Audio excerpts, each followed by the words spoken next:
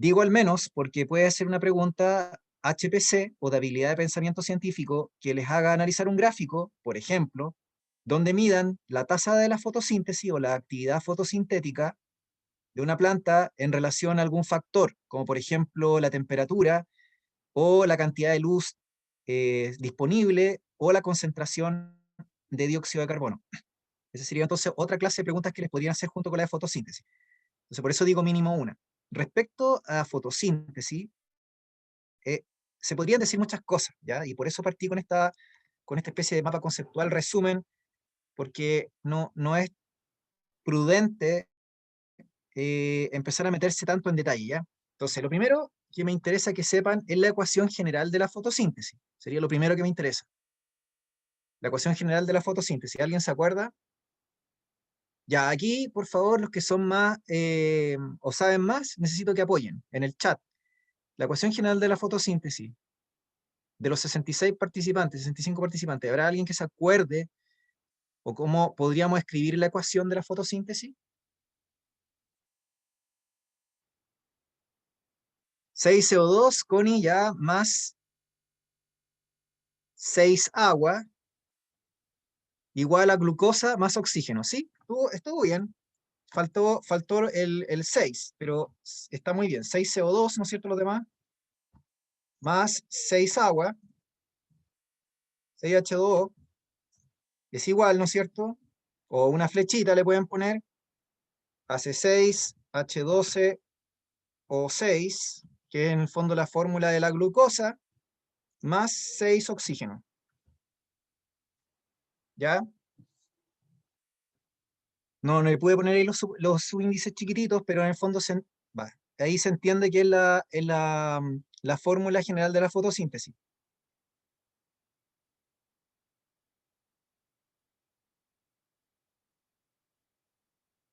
Claro. ¿Sí? Obviamente más luz solar y pigmentos fotosintéticos. Si no tenemos los fotopigmentos, nosotros no podemos hacer el proceso.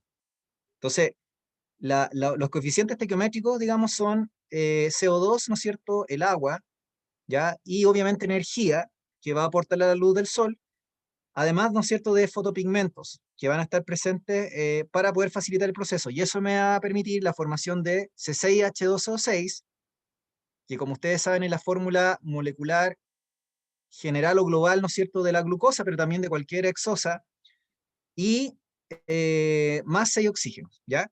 Entonces, eh, ¿dónde se encuentran estos fotopigmentos? Que fundamentalmente le llamamos clorofilas, porque hay muchas variantes también.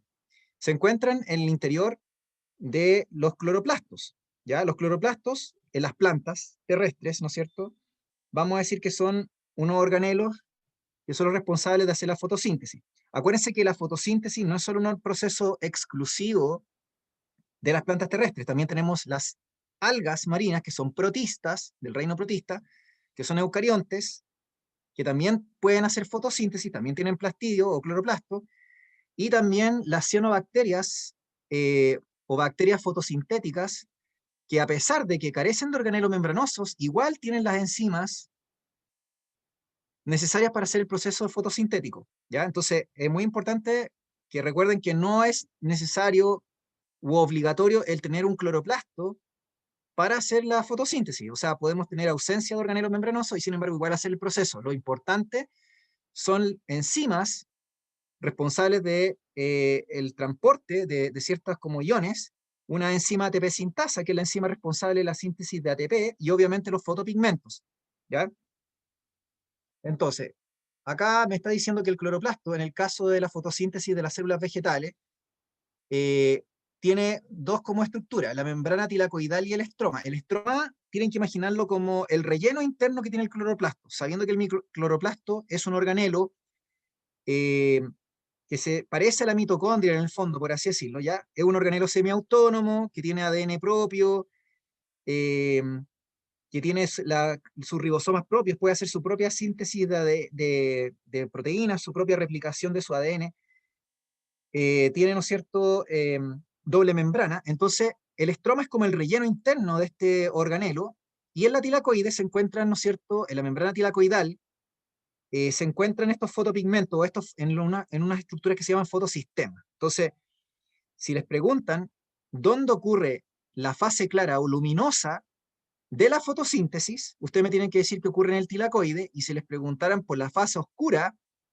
¿dónde ocurre la fase oscura de la fotosíntesis? Tendríamos que hablar del estroma. La fase clara o luminosa de la fotosíntesis, que se asocia con el tilacoide o la membrana tilacoidal del cloroplasto, básicamente se asocia con la fotólisis del agua, así se llama el proceso, o la ruptura del agua.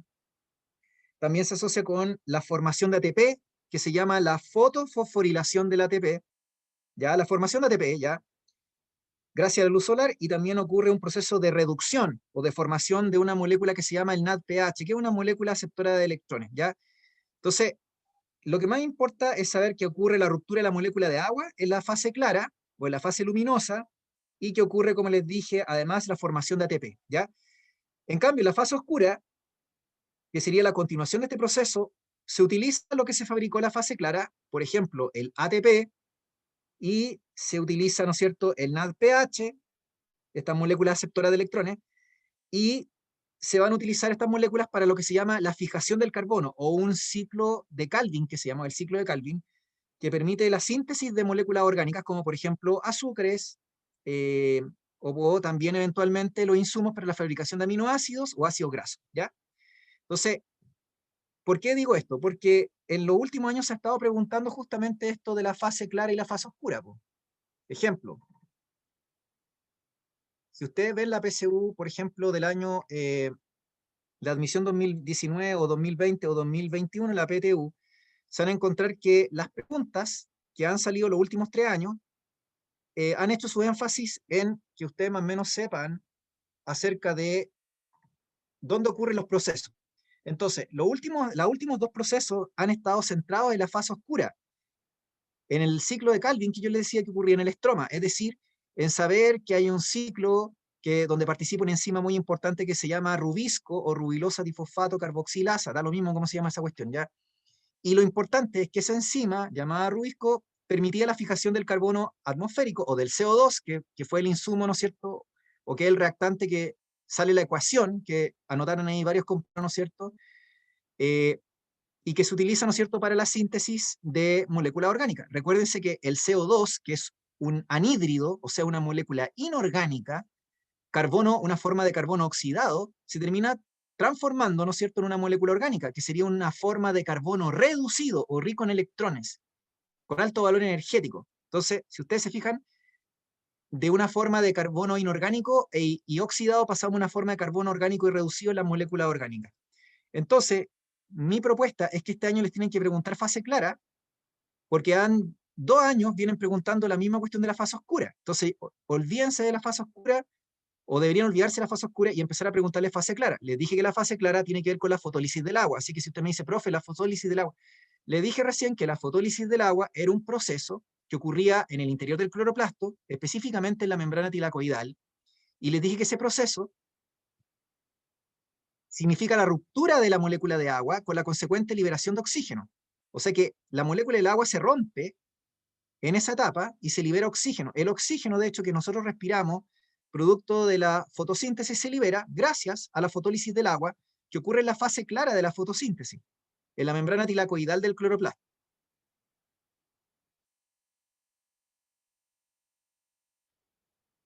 ¿Ya?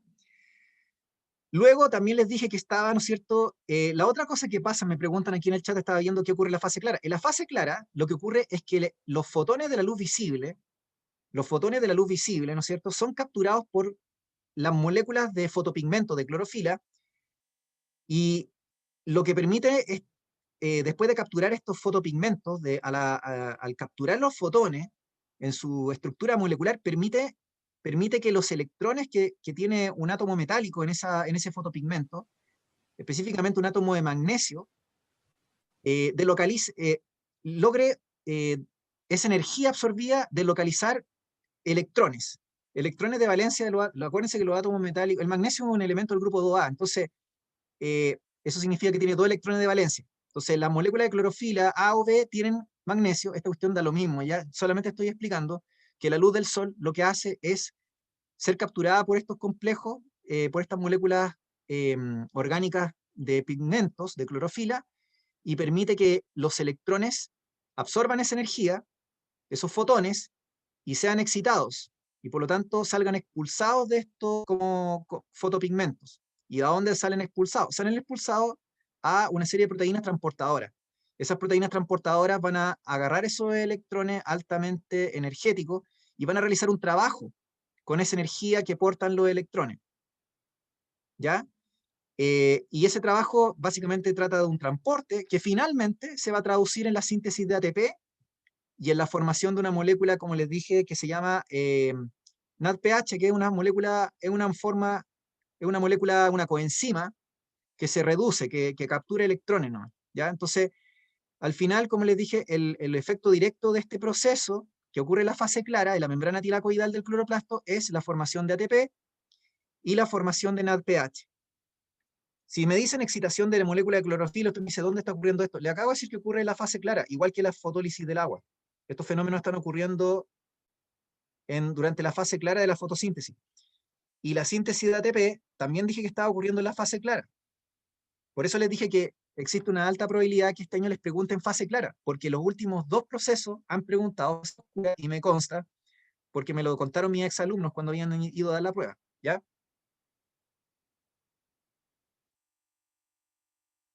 ¿Ya? Entonces, como les dije anteriormente, si alguien no sabe nada de fotosíntesis, me interesa que se sepa la ecuación, sepa cuáles son los reactantes y cuáles son los productos. En segundo lugar, que sepa de dónde se origina el carbono o los átomos de carbono de la molécula orgánica o de la glucosa. Entonces, que sepa que se origina del CO2, del aire, del dióxido de carbono, que es una molécula inorgánica. Luego, que sepa de dónde se origina el oxígeno, que es otro producto. Entonces me dice, ¿de dónde sale el oxígeno? El oxígeno sale de la fotólisis del agua, que dije que es un proceso que ocurre en la fase clara. ¿De acuerdo? Entonces, lugar físico, asócienlo con proceso. Tilacoide con fase luminosa y estroma con fase oscura. Y ya mencioné los procesos que ocurrieron en la fase luminosa. Fotólisis del agua, formación del ATP y formación de el NADPH. ¿Ya? ¿Cuál es la respuesta de la 13? La respuesta de la 13 era la fijación del dióxido de carbono, porque aquí me estaban preguntando qué proceso dependía directamente de la enzima rubisco. Y la enzima rubisco dije que era una enzima que participaba en la fase oscura, o sea, en el ciclo de Calvin, y que permitía la fijación del carbono o del CO2 inorgánico para la formación de moléculas orgánicas. Ese proceso ocurre en la fase oscura, pero le acabo de decir que la fase oscura la han preguntado 2 años seguidos, entonces este año no deberían preguntar fase oscura, al menos en el módulo común. Al menos en el módulo común, en el electivo y a lo mejor en el MTP sí lo pueden preguntar, pero yo estoy hablando del módulo común obligatorio. En consecuencia, si van a preguntar algo de fotosíntesis en el módulo común obligatorio, debería ser fase clara, nuevamente lo repito, o preguntas HPC o preguntas de gráfico, preguntas de análisis, síntesis y evaluación con un gráfico, donde tengan que hacer una conclusión respecto de la fotosíntesis y los factores que afectan la fotosíntesis. ¿Ya? ¿Sí? ¿Se entiende?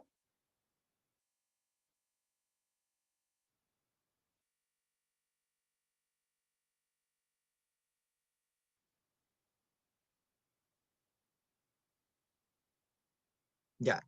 Entonces, como les dije anteriormente, las preguntas de factores internos y externos se les pregunta mediante preguntas HPC o preguntas de gráficos donde sean preguntas de análisis, síntesis y evaluación. ¿Ya? O sea, las típicas preguntas de gráfico, donde les pueden preguntar los factores, principalmente los externos. Por ejemplo, si tenemos claro que la fotosíntesis es un proceso de carácter anabólico, donde a partir del carbono inorgánico formamos carbono orgánico, ¿no es cierto?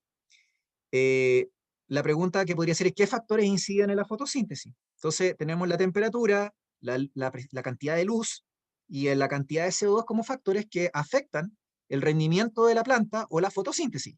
Y cuando me refiero a rendimiento fotosintético o fotosíntesis, me estoy refiriendo a la cantidad de oxígeno que libera la planta. Recuerden que la planta en la fotosíntesis produce oxígeno, no consume oxígeno. El consumo de oxígeno es por parte de la mitocondria y eso forma parte de la respiración celular aeróbica. Nosotros estamos hablando aquí de fotosíntesis, el proceso que hacen solo los organismos fotosintéticos, ¿de acuerdo? Los productores primarios que se llaman, es decir, plantas, algas y cianobacterias o bacterias fotosintéticas. ¿De acuerdo? Entonces, estos organismos son productores, porque ellos, ¿no es cierto?, producen moléculas orgánicas a partir de moléculas inorgánicas. Y insisto, no consumen oxígeno en ese proceso. Lo que hacen es consumir CO2 o dióxido de carbono y agua. Entonces, obviamente que la cantidad de agua va a ser un factor que va a incidir en la actividad fotosintética, sería un factor interno, igual que los fotopigmentos, o la cantidad de estomas, que se refiere como a un grupo de células que funcionan como válvulas debajo de las hojas y que permiten como regular la cantidad de gases que entran o salen de la planta. Si la planta está haciendo fotosíntesis durante el día, es porque necesita absorber CO2 y liberar oxígeno a través de estas valvulitas. En cambio, si la planta está en la noche, o sea, ya no hay luz, tiene que hacer respiración celular. Entonces, por esa misma válvula, obviamente, va a entrar oxígeno y va a salir CO2 porque va a estar haciendo respiración. No, no va a haber fotosíntesis. En el día hay fotosíntesis y respiración. Lo que pasa es que la fotosíntesis le gana con creces a la respiración celular, ¿se entiende? En términos de productividad. A eso se le llama productividad bruta, que es la energía total que produce, ¿no es cierto? O la energía total que se está manejando a nivel de la planta o del productor primario, ¿entienden? Pero si yo quiero sacar como la energía que va a quedar como disponible en la planta para que eventualmente la coma otro animal, entonces ahí tendría que ser la resta de la fotosíntesis menos la respiración celular. Siempre va a haber un excedente, ¿entienden?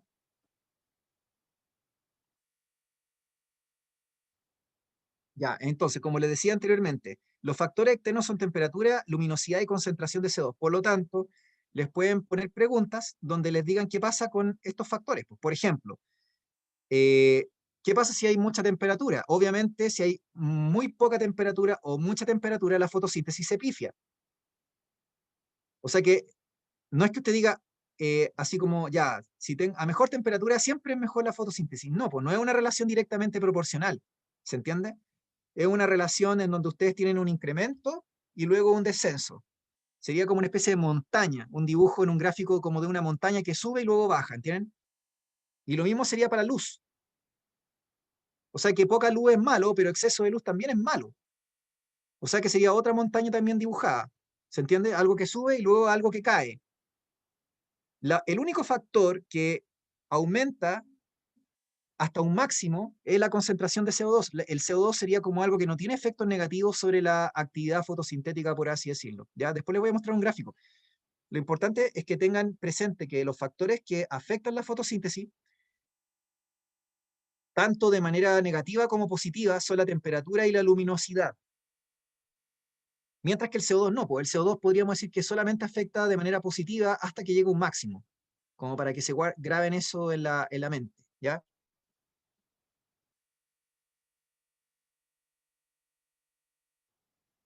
La fase clara o luminosa se llama la fase dependiente de la luz, y en esa etapa ocurre la ruptura de la molécula del agua o la fotólisis del agua. La fase oscura se le conoce como fase independiente de la luz, y ahí es donde ocurre la síntesis de las moléculas orgánicas. Entonces, fase clara, asóciala con fotólisis o ruptura de la molécula del agua, con síntesis de ATP y formación de moléculas aceptoras de electrones, o formación de NADPH, que se le llama, tal como sale acá en la diapo, ¿de acuerdo? Y como le dije, eso ocurre en la fase clara.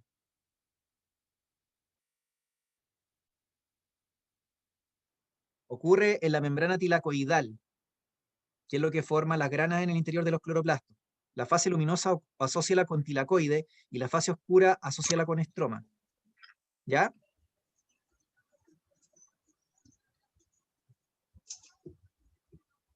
Esto es memoria. Tilacoide asócialo con fase luminosa y estroma asócialo con fase oscura. Ya trate de hacer alguna asociación. Y como les dije, los tres procesos que ocurren en la fase clara o luminosa o dependiente de la luz, que ocurren en la membrana tilacoidal, donde están los fotopigmentos, es la síntesis de ATP, la fotólisis del agua o la ruptura de la molécula de agua, que es lo mismo, y la formación del NADPH. Eso. Ya, no quiero seguir más en esto porque quiero avanzar. Dígame, preguntas.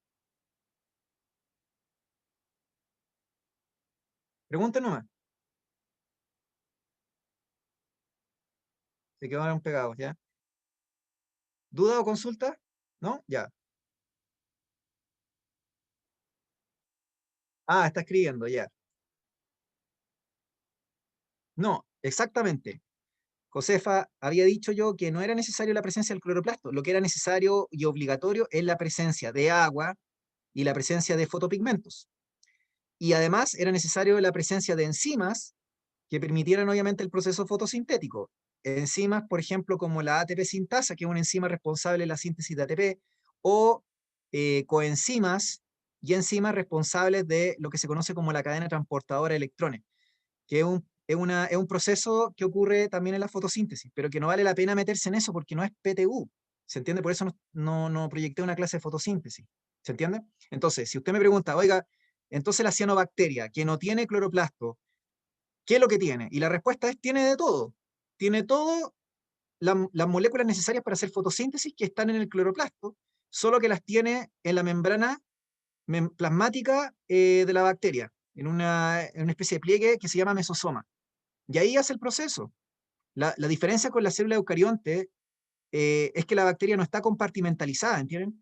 La célula eucarionte tiene compartimentalización de funciones, tiene organelos específicos donde se realiza el proceso, pero la mayoría de las enzimas, las proteínas transportadoras, las bombas de protones, las coenzimas, son herencia genética de los procariontes, porque los procariontes evolutivamente es la línea que da origen a todos los eucariontes, ¿entienden?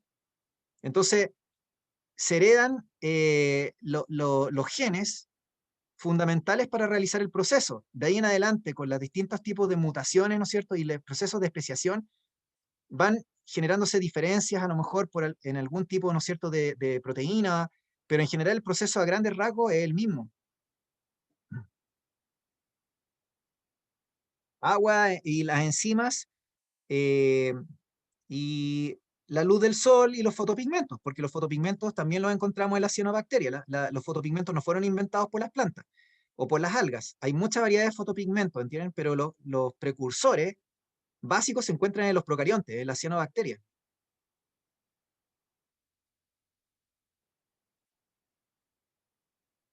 Entonces, ¿qué significa eso? Significa que la fotosíntesis a escala planetaria no solamente ocurre en las plantas terrestres, sino que el proceso mayoritariamente ocurre en los océanos. Acuérdense que los océanos cubren la mayor parte de la superficie de la Tierra. Entonces son las algas, tanto unicelulares como pluricelulares, del reino bacteria, o sea, las cianobacterias, y las algas protistas, las que finalmente, que conforman el fitoplancton marino, son las que fundamentalmente aportan la mayor parte del proceso fotosintético terrestre, ¿ya? O sea, la cantidad de biomasa que tienen los productores marinos es brutal. Ya, entonces, como les decía anteriormente, acá vamos a entrar ahora a la parte de ecología. Entonces, fotosíntesis es importante y les pueden preguntar, y les mostré una pregunta concreta para que se den cuenta más o menos cuál sería el énfasis. ¿Ya? Por eso les proyecté la pregunta de la PSU Admisión 2020, porque es muy similar a la PTU Admisión 2021. Les preguntan por el proceso involucrado con la fase oscura o con la enzima Rubisco. ¿De acuerdo? Por eso les digo que este año les deberían preguntar fase clara y no seguir con ese tema, o una pregunta de gráficos. Ya, entrando entonces ahora en ecología. Una de las cosas que necesitan saber ustedes son los niveles de organización biológica y además de los niveles de organización biológica, tener una idea acerca de los principios que se rigen en los ecosistemas. Entonces, para el que se le olvidó la materia, recuerden que el ecosistema es una unidad biológica de organización que viene por sobre la comunidad o biocenosis. ¿Ya? Entonces, si hubiera que establecer un orden, déjenme ver si tengo acá una diapo con ese orden. No sé, no la tengo, parece aquí una diapo con este orden. Ya, si hubiera que establecer un orden, si hubiera que establecer un orden, uno diría que después de organismo viene población, y después de población viene especie, y después de especie viene comunidad, y después de comunidad viene ecosistema. Si alguien lo puede anotar en el chat, sería ideal, ¿ya? para que yo pueda ir avanzando y no me pierda. Entonces, organismo o individuo, luego viene población, luego viene especie, luego viene comunidad o biocenosis y finalmente viene ecosistema. Esto que estoy diciendo se lo tienen que saber por si acaso, ¿ya? Si alguien puede anotarlo sería ideal. Entonces, en los ecosistemas,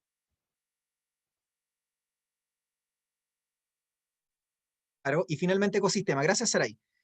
Entonces, en el ecosistema, ustedes tienen una interacción entre sistemas, en factores ambientales o abióticos y factores bióticos o los seres vivos que están participando en el ecosistema. Entonces, obviamente, estamos hablando de un sistema abierto. Recuerden que los sistemas tienen un límite, tienen un entorno, ¿no es cierto? Pueden estar abiertos o cerrados, etcétera, de acuerdo a la termodinámica. Entonces, los ecosistemas, así como los sistemas vivos, son sistemas abiertos, porque están intercambiando materia y energía. Entonces, las leyes de la termodinámica se aplican en estos ecosistemas.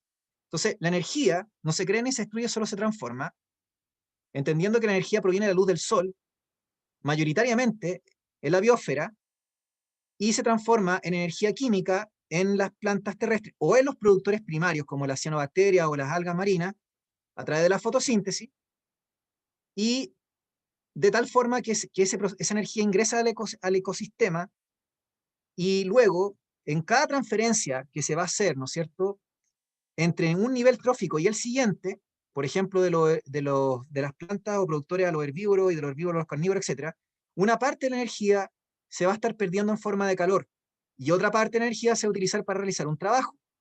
Entonces, como la segunda ley de la termodinámica habla del aumento de la entropía o el grado de desorden o aleatoriedad del sistema, nosotros tenemos que cada vez que hay una transferencia de energía, una parte se utiliza para el trabajo, la otra parte se disipa en forma de calor y ese calor no lo podemos utilizar como trabajo útil. Entonces, ¿qué podemos aplicar esto en los ecosistemas? Primero, que hay una pérdida constante de energía desde el nivel productor o fotosintético hasta los niveles consumidores más altos. Así que lo que le llega al puma o al león en África es mínimo en energía comparado con lo que partió. Además, la energía sigue un flujo unidireccional. Eso quiere decir que parte de los productores o las plantas, los organismos fotosintéticos, y va avanzando en dirección hacia los consumidores finales.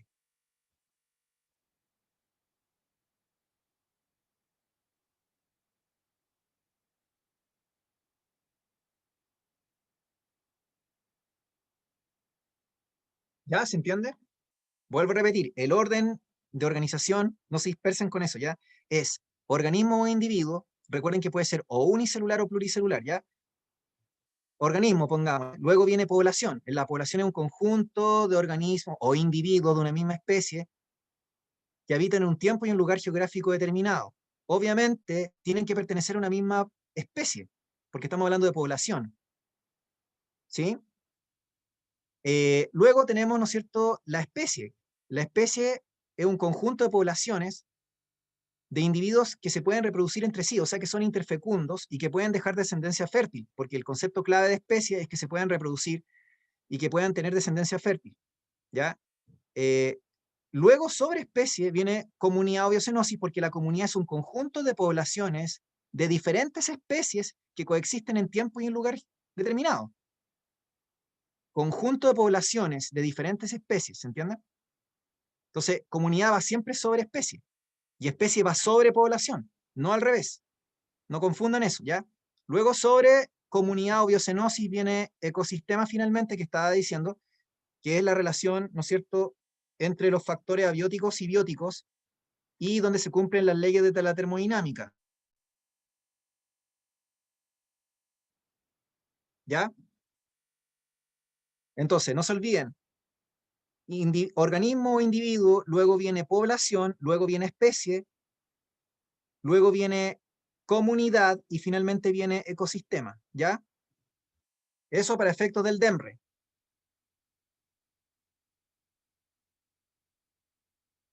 Sí, efectivamente después de ecosistema viene bioma y biosfera. Muchas gracias. El bioma es una unidad mayor y la biosfera sería toda la Tierra en el fondo, ¿ya? Pero a nosotros nos interesa por lo menos lo que está pasando entre el organismo y el ecosistema, porque los biomas no van a entrar.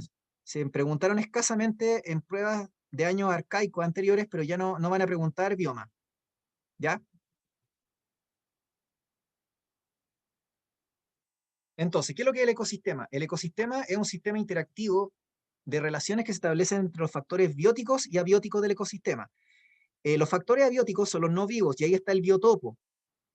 Quiere decir que son las precipitaciones, la radiación solar, la composición mineral del suelo, los ciclos biogeoquímicos que están ocurriendo, el reciclaje de la materia, todo lo que tenga que ver con minerales, presión parcial de oxígeno, pH, etc. Los factores abióticos, temperatura, radiación solar, eso es el biotopo.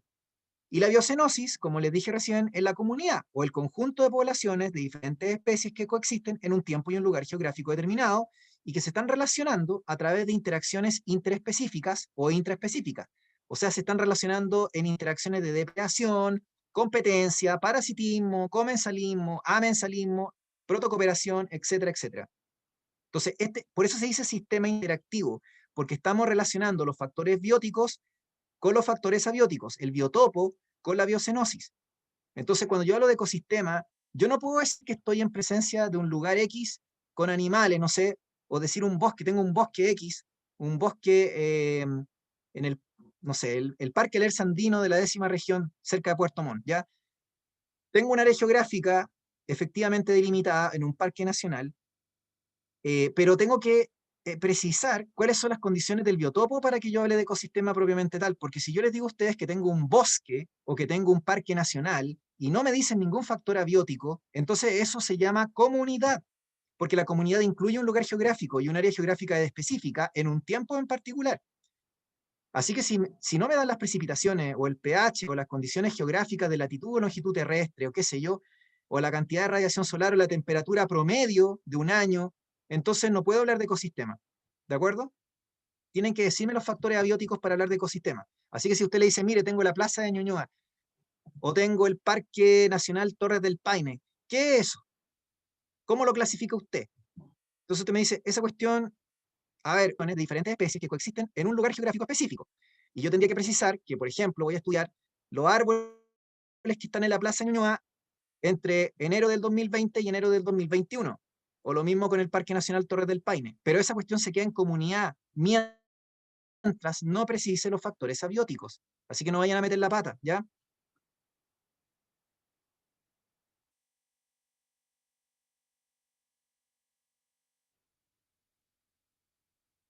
Recuerden que cuando yo hablo, ¿no es cierto?, también, ¿no es cierto?, de comunidad o biocenosis, no necesariamente ustedes tienen que pensar en un bosque gigantesco. Yo puedo tener, como les dije, una plaza penca que tiene un álamo, una araucaria y un peumo, no sé, y ya eso es una población, es una comunidad, porque tengo al menos un representante de cada especie. Además que en una plaza nunca van a haber solo árboles, está lleno de parásitos en el pasto y en el suelo, porque no hay plaza pública en Santiago ni en Chile que esté libre de parásitos. Aunque los animales, los dueños los desparasiten, van a defecar ahí, en fin. Entonces, tenemos parásitos, tenemos, ¿no es cierto?, protistas, bacterias, aves que viven ahí, etcétera.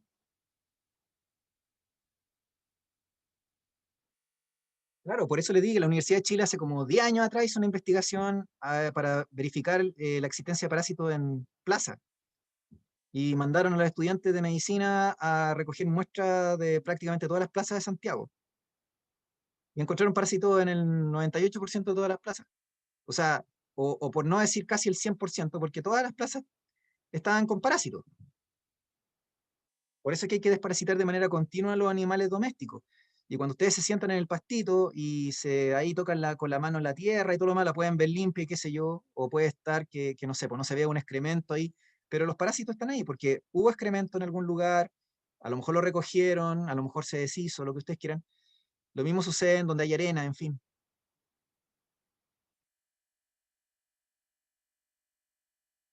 Profe, Los estaban factores preguntando, abióticos, sí, dígame, perdón, dígame. preguntaron, pero si hablan de un tiempo específico, ¿no sería población en contexto a la definición de ecosistema también?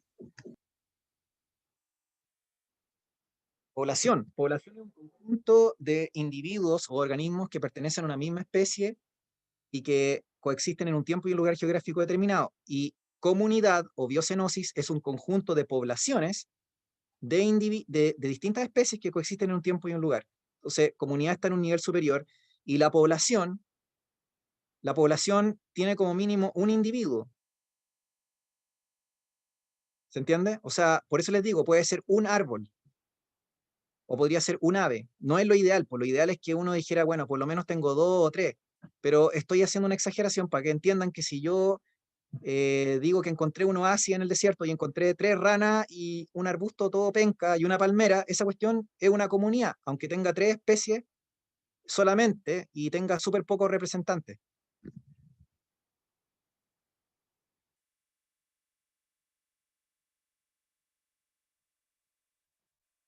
Ya, después podemos ir viendo lo de las preguntas. Quiero avanzar entonces.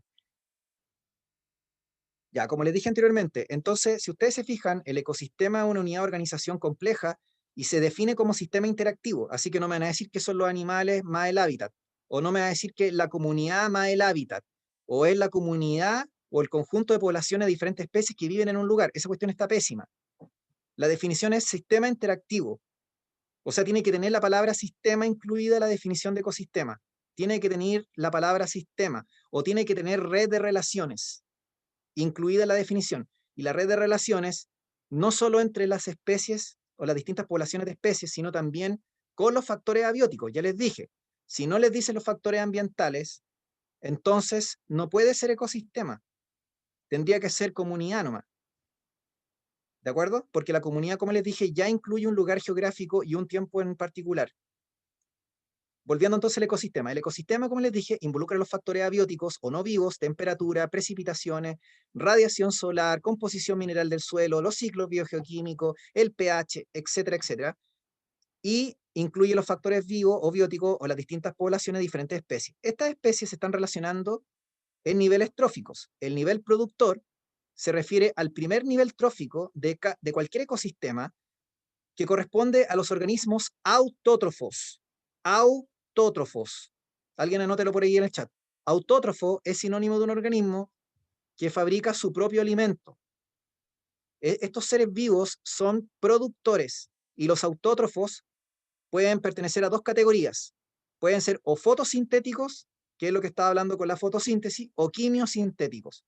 O sea que usted puede tener dos clases o dos categorías de organismos autótrofos o productores primarios en los ecosistemas, que serían los que ingresan la energía al ecosistema y permiten o sustentan o son la base para la vida y la alimentación de todos los animales y de todos los seres vivos que existen ahí.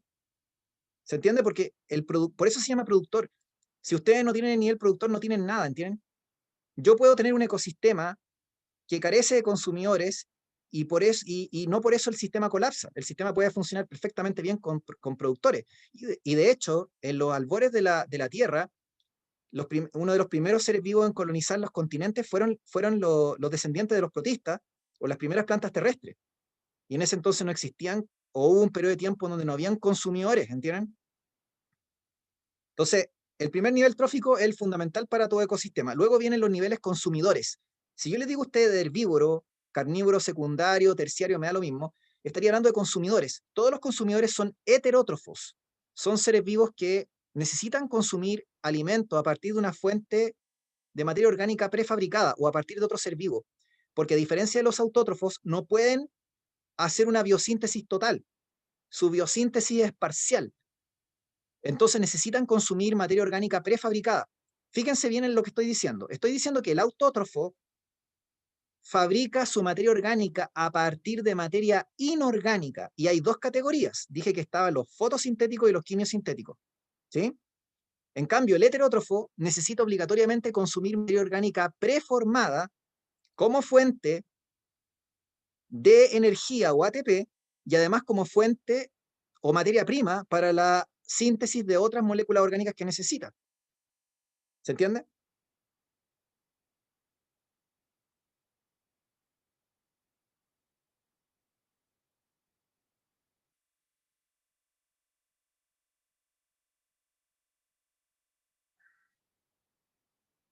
Ya, vuelvo a repetir entonces. El nivel productor o el primer nivel trófico en cualquier ecosistema es el nivel productor. El nivel productor o el nivel primario, como quiera llamarlo. Y el nivel productor son organismos autótrofos que pueden ser o fotosintéticos y quimiosintéticos. Estos organismos pueden fabricar materia orgánica a partir de materia inorgánica el CO2, por ejemplo, inorgánico, y el ATP también lo pueden sintetizar o fabricar a partir de fuentes externas de energía, como por ejemplo puede ser la luz del sol o la oxidorreducción, por ejemplo, de algún mineral. Entonces, el ATP no solamente lo pueden fabricar a partir de la oxidación de una molécula orgánica, sino que lo pueden hacer a partir de materia inorgánica o a partir de alguna fuente externa de energía. Esto no lo pueden hacer los heterótrofos. Los heterótrofos o consumidores y también los descomponedores son organismos que necesitan consumir materia orgánica preformada porque no lo pueden fabricar a partir de materia inorgánica. Entonces necesitan consumir materia orgánica preformada y la materia orgánica preformada la van a someter a respiración celular. Entonces, si ustedes se fijan, cuando ustedes cuando comen tallarines, cuando comen pan, cuando comen cereales o cuando comen carne, lo que ustedes están haciendo es no solamente incorporar los ladrillos básicos para la síntesis de su propio cuerpo, sino que además parte de esos mismos ladrillos los van a quemar, los van a utilizar para generar ATP. Entonces, la materia orgánica preformada nos sirve de dos fuentes, nos sirve para la fuente de ATP y para la fuente de materia prima o ladrillos de construcción. ¿Sí? Entonces, ¿qué es lo que es el herbívoro? El herbívoro es el consumidor primario o el consumidor de primer orden. Sería en este caso de la diapositiva un saltamontes. Entonces usted me dice, bueno, pero no puede ser una vaca. Sí, pues puede ser lo que ustedes quieran. No tiene por qué ser algo grande o pluricelular. Podría ser incluso una bacteria, ¿entienden? Entonces no piensen solo en animales, ni tampoco en animales grandes. Piensen en insectos o piensen en bacterias o en protozoos, no sé.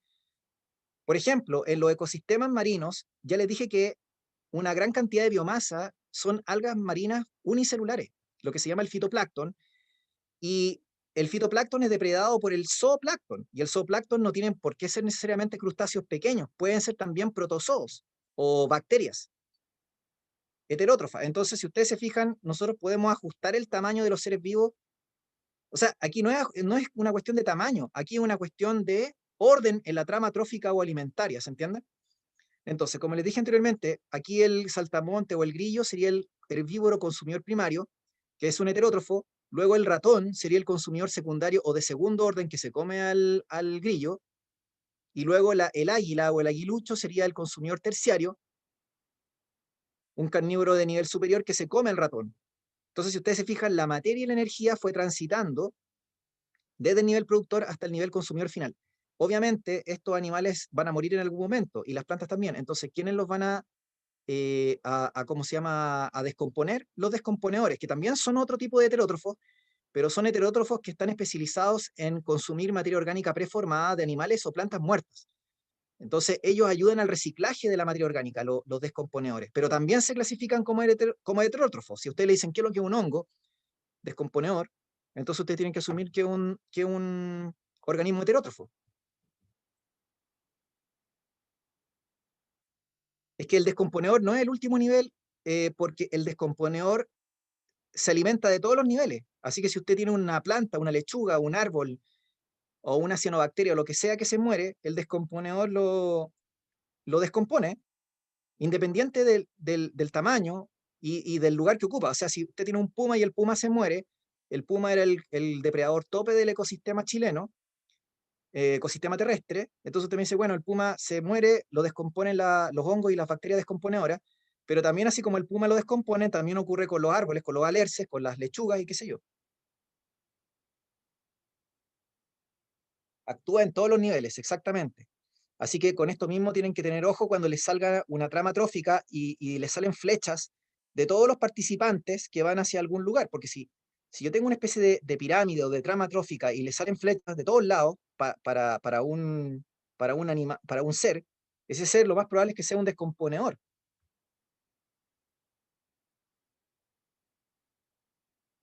Ya vamos a ir viendo eso. Ya, como les dije anteriormente, nosotros tenemos, ¿no es cierto?, que el primer nivel trófico son los productores, los autótrofos, y les dije que tenemos los fotosintéticos y los quimiosintéticos. Los quimiosintéticos se preguntaron hace años atrás, hace como, no sé, 4 o 5 años atrás, les dio como a preguntar los quimiosintéticos. Yo los voy a mencionarle brevemente porque es re difícil que se los pregunten, ¿ya? Los quimiosintéticos son autótrofos Los autótrofos quimiosintéticos son autótrofos que a partir de la oxidorreducción de moléculas inorgánicas o de minerales inorgánicos pueden generar ATP o energía y utilizarla para la fijación del carbono, del CO2 inorgánico. ¿Ya? Entonces, estos ecosistemas, por definición, son ecosistemas mucho más chiquititos que los fotosintéticos, porque pueden sustentar mucho menor energía, porque la productividad bruta que ellos tienen es muy baja. La energía que entra es muy baja, la energía que entra de la oxidorreducción es muy baja, ¿entienden? Comparativamente con la de los fotosintéticos. Los fotosintéticos absorben el 1% de la energía solar, porque el 99% se refleja en la atmósfera. Entonces, pero ya ese 1% es brutal y permite mantener toda la vida planetaria, tanto a nivel de ecosistemas marinos como terrestres, a diferencia de los ecosistemas autótrofos quimiosintéticos que son muy chiquititos y que son súper acotados a cadenas submarinas o no sé, a volcanes también que se encuentran en las profundidades del mar, en fin. Ya, acá dice que los consumidores son heterótrofos, ya lo dije, en el primer nivel, el primer nivel trófico era el productor. Luego de los heterótrofos tenemos los consumidores primarios, ¿no es cierto? Que son los herbívoros, ya les dije que da lo mismo el tamaño, puede ser un bicho, una bacteria o una jirafa. Después tenemos, ¿no es cierto?, que en el tercer nivel trófico, porque el primer nivel trófico es el productor, el segundo sería el herbívoro o consumidor primario, luego viene el consumidor secundario en el tercer nivel trófico, que es un carnívoro, por definición.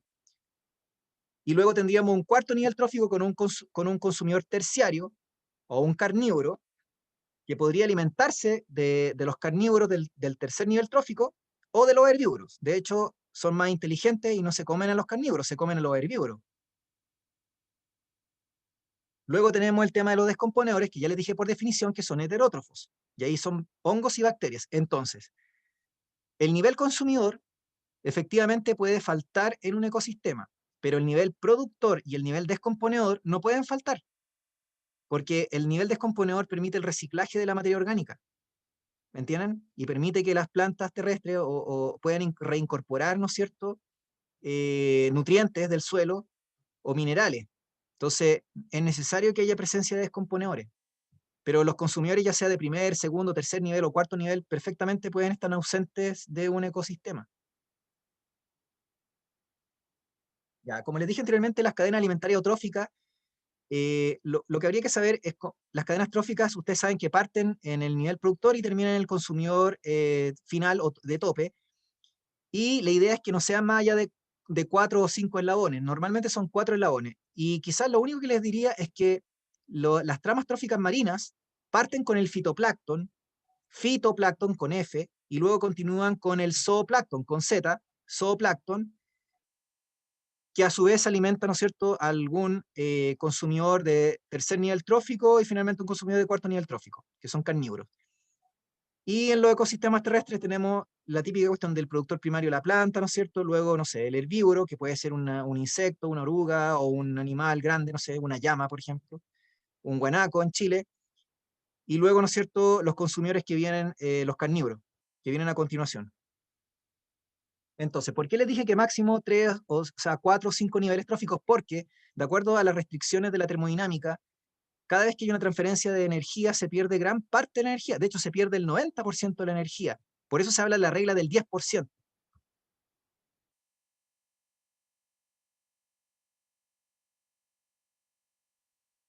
Fito significa, tiene que ver con las plantas, ¿ya? Con los fotopigmentos, con las algas marinas. Las algas marinas, en el fondo, pueden ser uni o pluricelulares, fito.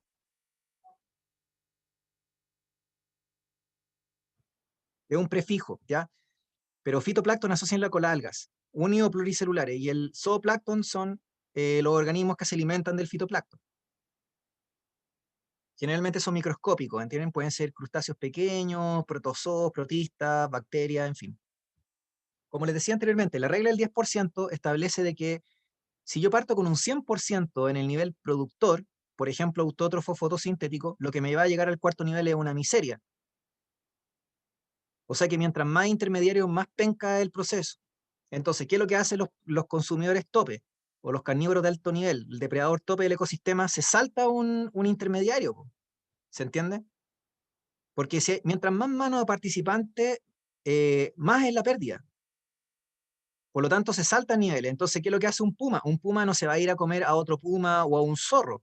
Lo que se va a ir es a comer directamente a un guanaco o una llama, o una oveja, por último, porque son herbívoros de gran tamaño. Tienen mucha masa muscular, ¿no es cierto? Eh, por lo tanto, es una fuente importante de ellos de nutrientes.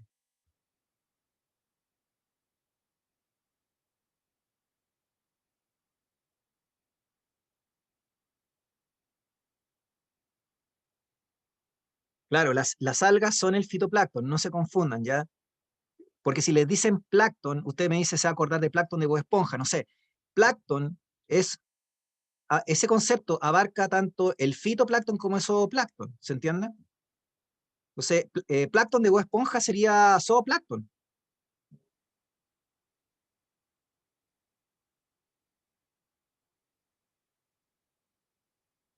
Ya, otras cosas que les pueden colocar son las famosas tramas tróficas o alimentarias.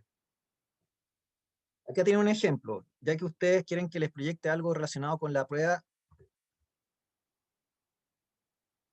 Por ejemplo, no sé, pues ya que estoy usando, proyecté esta prueba, aquí había alguien que me estaba preguntando de los especialistas y no sé qué.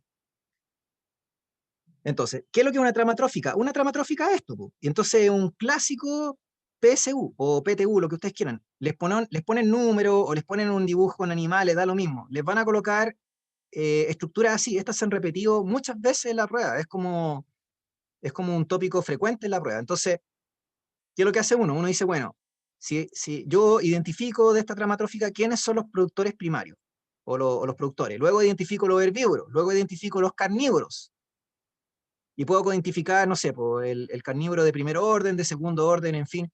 También puedo identificar aquellos animales o organismos que son específicos, o sea, que solo se alimentan de un solo tipo de planta o de un solo tipo de animal.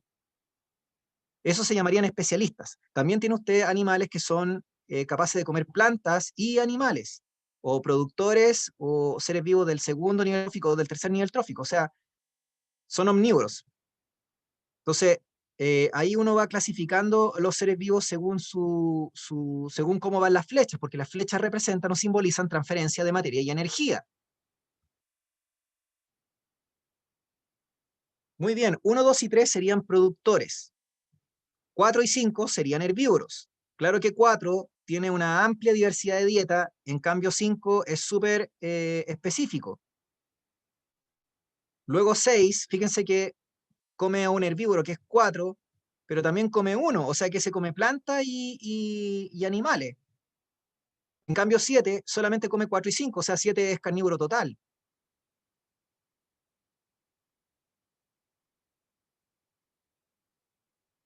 Claro, efectivamente sería 5 y 6 la respuesta porque el omnívoro sería, el especialista sería 5 y el omnívoro sería 6. Muy bien. Entonces ahí tiene un ejemplo concreto, esta fue la PSU del año 2020. Profe, ¿puede repetir la última parte? Que me perdí justo en la última parte. 5 sería un herbívoro que solo come 3, por lo tanto es especialista. En cambio 6 sería un carnívoro, o sea, porque está comiendo 4, pero además está comiendo 1, o sea, es una planta, por lo tanto es omnívoro, porque come carne, animales y plantas. Es omnívoro. 7, si usted se fija, le llega la flecha de 4 y 5, o sea que 7 sabemos totalmente que es carnívoro. Y 8 también es carnívoro totalmente.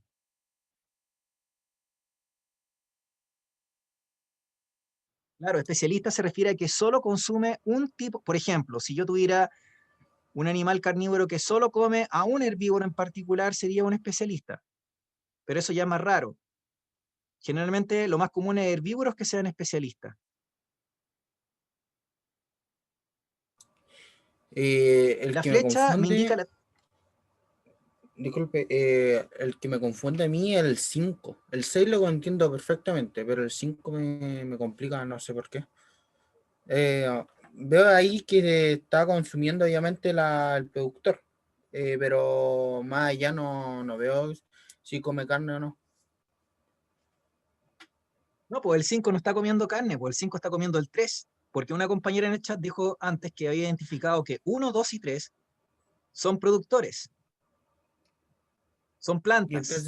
entonces, ¿cuál era la alternativa?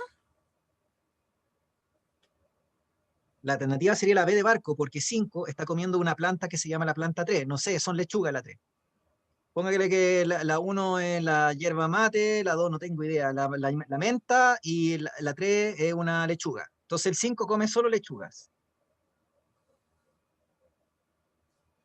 Entonces te dice, ¿cómo va a ser tan penca que solamente come lechuga? Bueno, en este ejemplo hipotético, estamos teniendo una especie súper especialista y lamentablemente las especies que son muy restringidas en la dieta están condenadas a la extinción.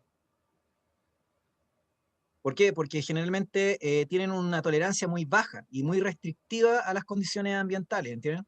O sea, bajo las condiciones actuales, mientras más especialista sea una especie, con la actual destrucción de los hábitats, está condenada a extinguirse.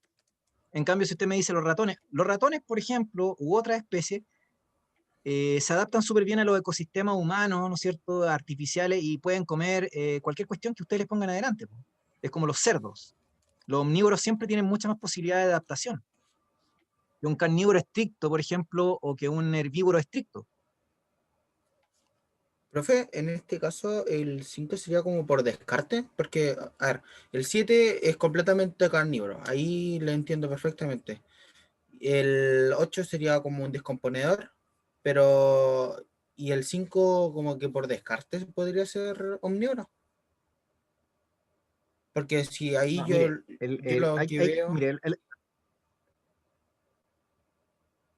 mire, tiene por que lo ir que por orden. yo, El uno, el sí, 2 y el 3 son sí, los que lo originan originan las flechas. Porque usted no me puede decir, profe, que el 4 está... No, el uno y el 2 y el 3 parten, son los productores. Luego 4 y 5 tienen que ser obligatoriamente herbívoros. Usted no me puede ujú, decir que 4 es carnívoro o 5 es carnívoro. Son herbívoros. Porque ujú. ellos están comiendo a los productores. Nosotros asumimos que los que están en la base son plantas o productores primarios y los que vienen a continuación serían herbívoros.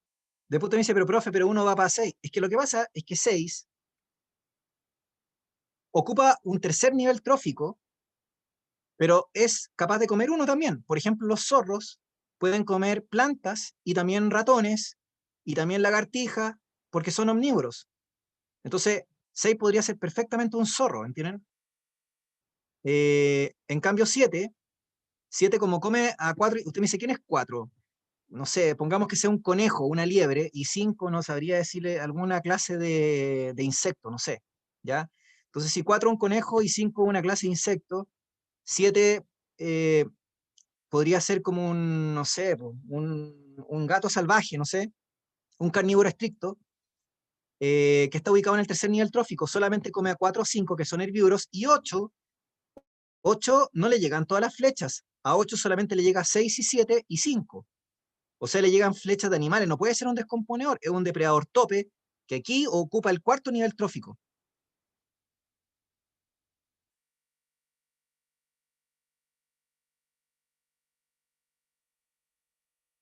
Claro, 4 y 5 son herbívoros.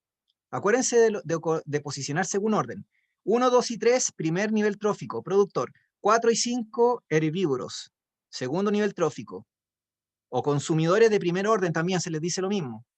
No se vayan a confundir, se les dicen consumidor de primer orden, po. El consumidor de primer orden es un herbívoro, no es un carnívoro. 4 y 5, herbívoro. 6 y 7, carnívoros. Pero como 6 come planta, entonces es omnívoro. No, no es solo carnívoro 6, es omnívoro, porque come uno. 7 es carnívoro estricto. Y 8 es carnívoro estricto también, pero no está está en un cuarto nivel trófico. ¿Se fijan? Este sería el depredador tope de este ecosistema.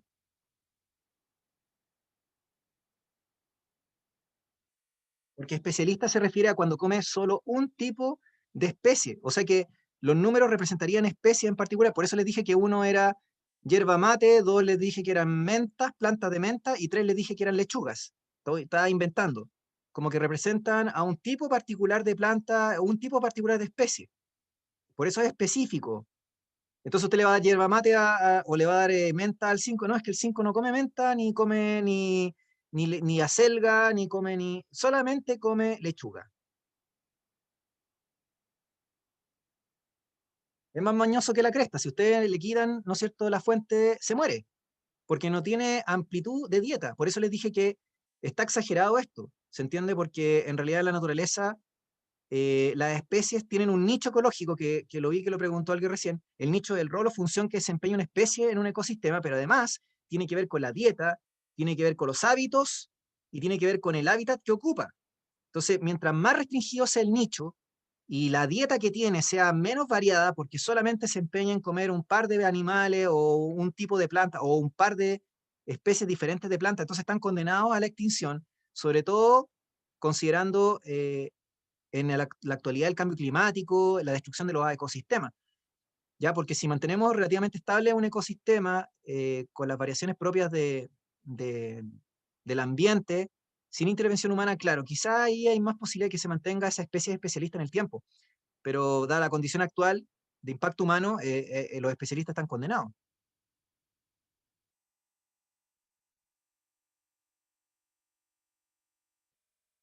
Entonces, lo que hay que hacer es ordenarse. Primer nivel trófico, ¿quiénes son? Plantas.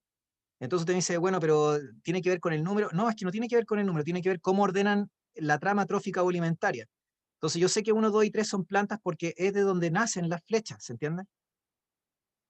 Luego 4 y 5 tienen que ser obligatoriamente herbívoros porque están ubicados en el segundo nivel trófico, y es así. Segundo nivel trófico siempre son herbívoros. Profe, que 6 debería ser herbívoro. Es que 6 come a 4 y ya desde el momento en que come un animal, entonces ya no puede ser segundo nivel trófico.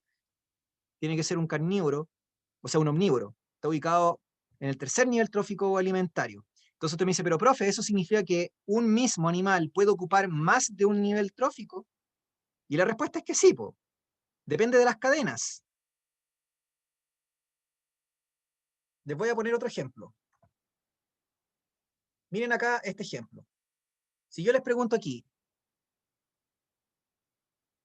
el escarabajo, ¿qué posición tiene según el en este como trama trófica?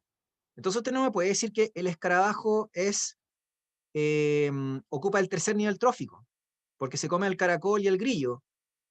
Yo veo aquí que hay varias tramas tróficas y dependiendo de las tramas tróficas puede ocupar el tercer, cuarto o quinto nivel. Entonces ocupa más de un nivel trófico o alimentario.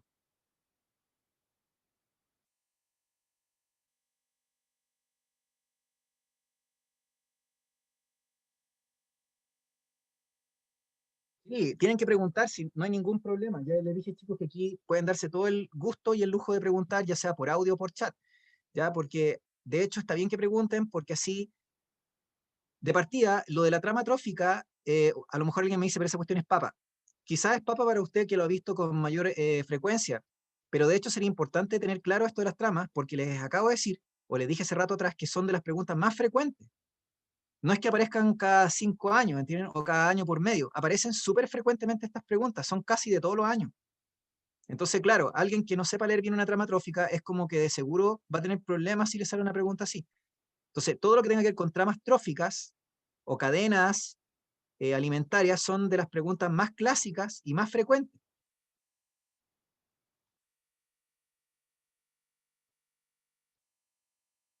Eh, la verdad es que no sé si existe una especie que sea tan especialista como para comer una sola variedad o un solo tipo de especie. Yo creo que a lo mejor quizás ha existido, pero no sabría precisarle si en la actualidad existe alguna clase de animal que solamente coma, porque usted me dice, dígame un ejemplo. Yo no sé si los osos panda, aparte de la dieta de bambú o cáñamo, no sé, tengan otra diversidad de plantas. A mí me parece que sí. Eh, entonces, por eso les digo, o algún tipo de insecto que solamente coma una oruga, no sé, algo que coma solo un tipo de planta. Generalmente tienen amplitud.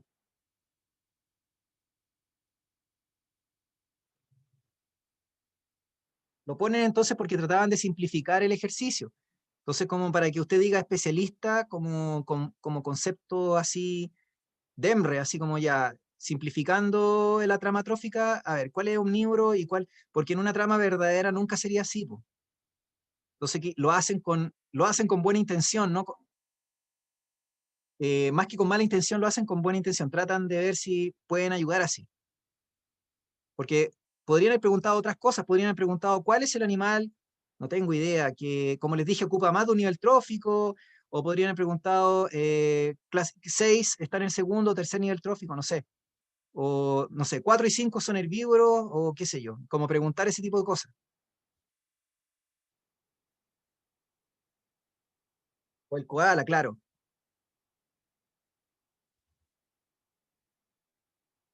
Ya chicos, entonces para ir avanzando, eh,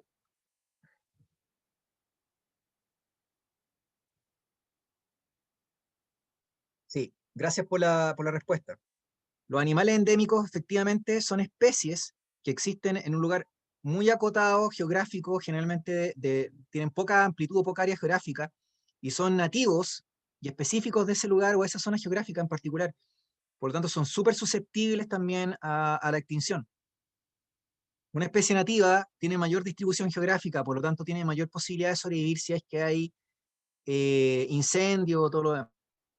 Ya, volviendo al tema acá, las pirámides ecológicas se preguntaron bastante el año antepasado. El año pasado no les preguntaron ni por casualidad pirámide ecológica, entonces podría ser prudente tener una noción de esto.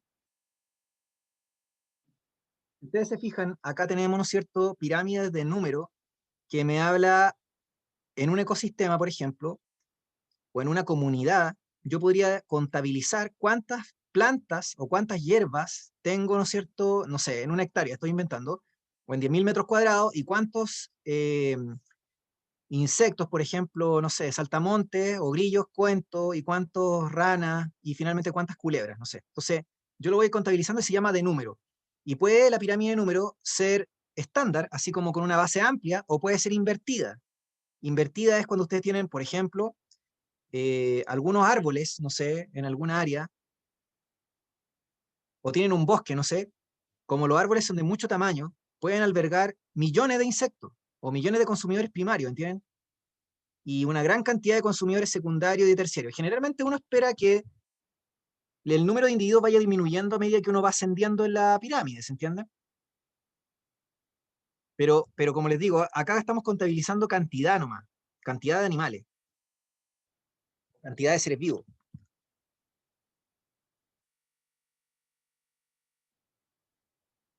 La invertida se puede dar en ecosistemas terrestres, en ecosistemas marinos, por ejemplo, donde están estas algas gigantescas, estos bosques de algas que hay, creo que se llama el kelp, podría ser eventualmente, lo que pasa es que no sé si viven específicamente en el alga, porque en un árbol viven los seres vivos, pero creo que podría ser lo más cercano a un ecosistema marino, estos como bosques submarinos, los pueden buscar en internet, hay unos maravillosos, unos bosques maravillosos, y hasta, no sé, o por ejemplo el coral, no sé si considerarlo, porque hay gente, como son clones, eh, hay diversidad genética en un coral, pero ahí, no sé, supongamos que hubiera poca diversidad genética en un coral, entonces podría ser una área gigantesca, no sé de cuántos cientos de metros cuadrados o kilómetros cuadrados, que podría ser considerado un solo organismo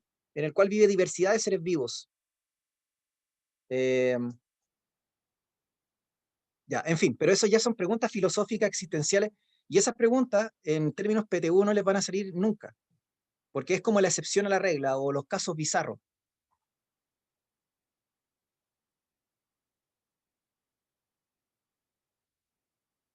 Los herbívoros son seres vivos que consumen vegetales, pero más que especialistas, no, o sea, puedo tener herbívoros que tengan amplia diversidad de dieta, entonces no son tan especialistas.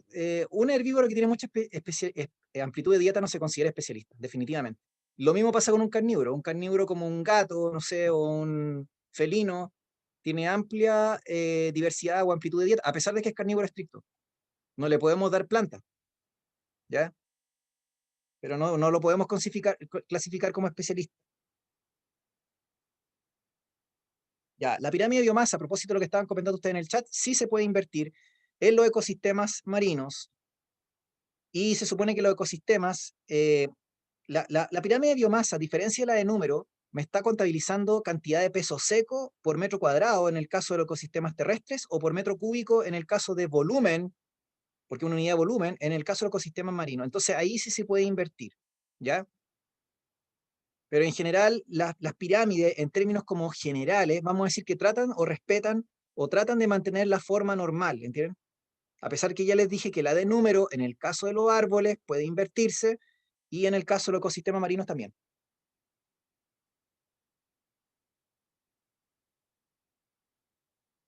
Sí, a ver, los herbívoros que, que tienen amplitud de dieta no pueden ser especialistas, pero si yo tengo un herbívoro que tiene solo una flechita, o un carnívoro que tuviera una sola flechita que le llega, claro, ahí podríamos decir que son o deberían considerarse especialistas. O sea, independiente de la clasificación, un especialista va a ser siempre especialista cuando le llega una flecha en esos esquemas que les mostré yo recién. ¿Ya? Ya, volviendo acá al tema. ¿Se entiende entonces que las pirámides, la pirámide de biomasa es cantidad de peso seco o de gramos por metro cuadrado por metro cúbico? Y que en general uno podría esperar que debería tener una forma de pirámide, pero los ecosistemas marinos se pueden invertir. Y la pirámide de energía siempre va a ser pirámide, con la base amplia y y la punta estrecha. Aquí viene un poco el tema que yo les dije hace un tiempo atrás, o sea, hace un rato atrás que le hablé del tema de productividad bruta o productividad neta. Entonces, yo les dije que si yo tengo, por ejemplo, un productor que hace fotosíntesis, yo a esa fotosíntesis le tengo que restar lo que hace de respiración celular la propia planta o el propio árbol o la propia alga para tener el excedente que finalmente va a poder pasar hacia el siguiente nivel. ¿Se entiende? Entonces, ahí tienen la diferencia entre productividad bruta y productividad neta. Neta es como lo que queda, tienen el excedente después de restar la respiración celular a cada nivel. Sí, exactamente, son tres pirámides. La de número que se preguntó en la PSU del año 2020, la oficial, de hecho se los voy a proyectar al tiro, ¿ya?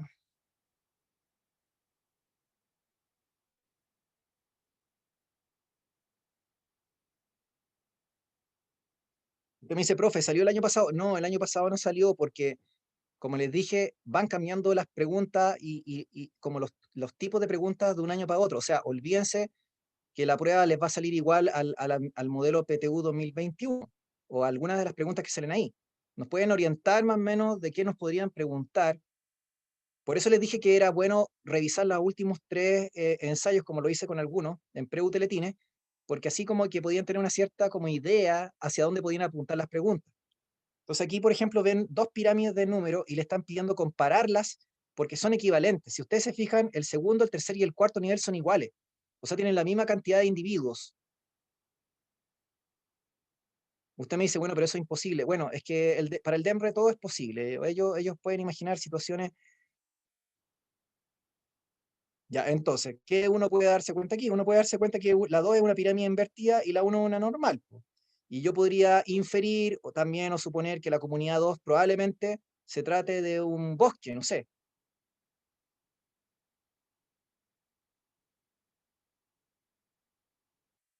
¿Cuál pirámide no entienden? ¿La que estoy mostrando o la que mostré antes?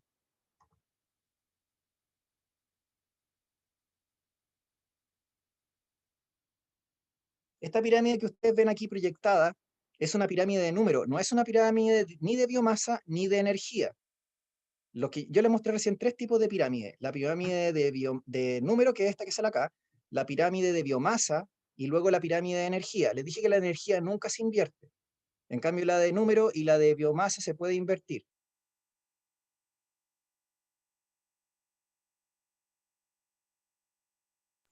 La que no había entendido la persona era la de energía.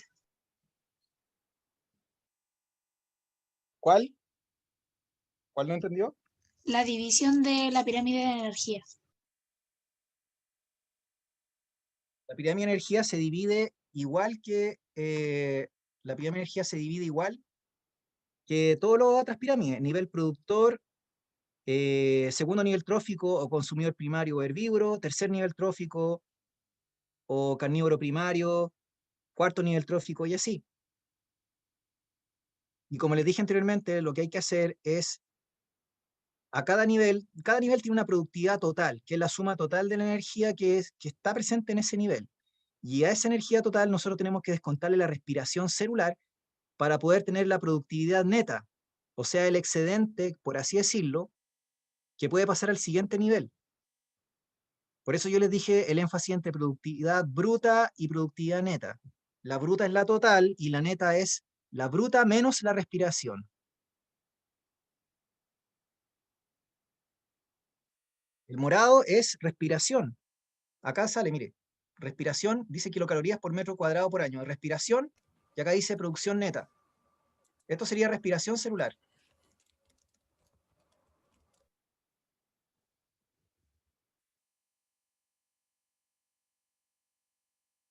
¿Sí? ¿Se entiende? O sea que la planta tiene una productividad total bruta de 11.000 más 8.000. Entonces me dice, profe, eso es casi 20 lucas. Ya 20.000 tiene productividad bruta. Pero esa productividad tiene que ver con la fotosíntesis, po.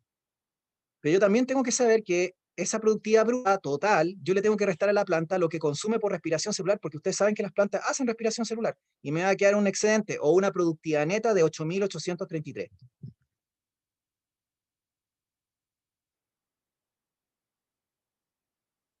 Ya, volvamos a la pregunta anterior que estaba proyectando. ¿Cuál dijeron aquí que era la correcta? La B parece que vi que varios habían dicho. La comunidad 2 se sustenta con un menor número de productores que la 1 y esa era la correcta. ¿Se entiende? Ahora, Habían, obviamente, yo esperaría habían que... dicho la A también, Sí, dígame. que algunas ¿Cuál personas habían habían dicho dicho? que la comunidad 2 tiene mayor densidad de productores. La comunidad 2 tiene mayor densidad de productores. Densidad de productores. Pero es que no estamos midiendo densidad, estamos midiendo número de individuos o cantidad. La densidad es una unidad que me dice el número de individuos por área.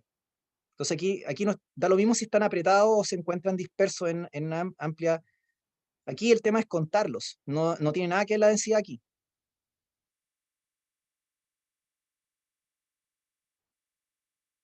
¿Sí? ¿Se entiende? La B es porque en las dos pirámides son equivalentes. Dice que son dos comunidades distintas, pero a una misma escala. Si están en una misma escala, es como si me dijeran que tienen exactamente la misma cantidad de individuos. Entonces te me dicen, no, pues profe, el primer nivel no tiene la misma cantidad de individuos. Sí, está bien, el primer nivel no tiene la misma cantidad de individuos, pero el segundo nivel trófico, el tercer y el cuarto, sí son equivalentes, po. Así que si yo le hubiera puesto aquí números, por ejemplo, lo hubiera puesto aquí no sé, pues acá le hubiera puesto 1.000 plantas y aquí hubiera puesto 500 herbívoros, 200 carnívoros y no sé, 100 de los más arriba. Aquí habría cambiado solo el primer nivel, que a lo mejor en vez de ser 1.000 aquí habrían sido 100, no sé. Y acá hubieran sido los mismos 500, los mismos 200 y los mismos 100. O sea que no cambian los de arriba. Son dos comunidades distintas, pero curiosamente tienen la misma cantidad de individuos, tanto en el tercer, es en el segundo, tercer y cuarto nivel.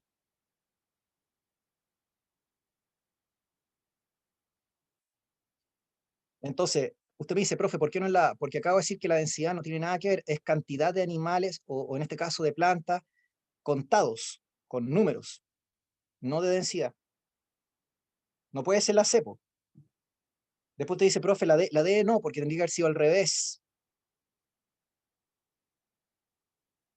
Ya, vamos avanzando. ¿Estoy pasado ya la hora o no? Ya, por último, la otra cosa que se pregunta con relativamente cierta frecuencia, no se pregunta todos los años, pero se pregunta con cierta frecuencia, y si no salen en común, sí o sí salen en el electivo el MTP, son la bioacumulación o amplificación biológica.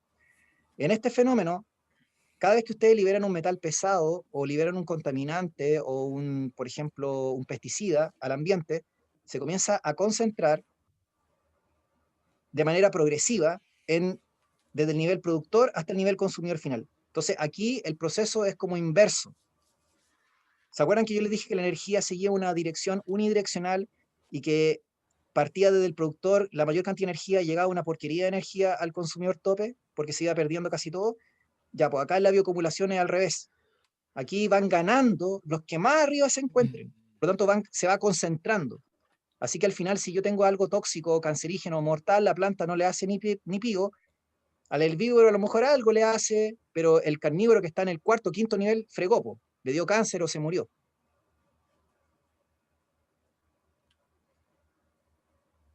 Ya.